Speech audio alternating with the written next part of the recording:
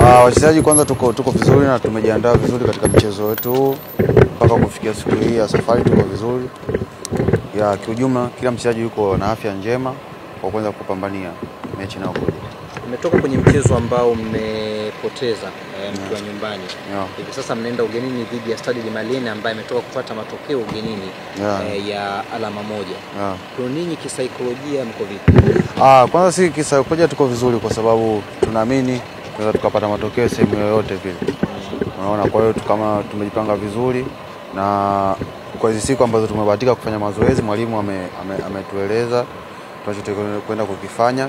Kikubwa sisi kama wachezaji tumeweza kuongea kwamba wapi tulipoteleza, tunatakiwa tufanye nini tuweze kupata matokeo, kwa sababu hii ni mechi ambayo tunahitaji matokeo ya pointi 3 tofauti na vinginevyo. Kwa hiyo kila mchezaji anajua wajibu wake ni kufanya nini, na kikubwa tu ni kupambana ili tuweze kupata pointi 3, hakuna kingine zaidi ya hicho. Upande wa wachezaji baada ya kupoteza mchezo wa kwanza, kwa namna gani iliweza kuwafunza moyo? Namna ambavyo mashabiki walikuwa wakizungumza baada ya kumalizika kwa mchezo. Hapana, sisi hatujavunjika moyo kwa sababu tunajua ni moja ya mchezo. Kwa hiyo tumepoteza ndio, lakini tunajipanga. Na kuhusu mashabiki wao siku zote wanapenda matokeo ya kushinda tu.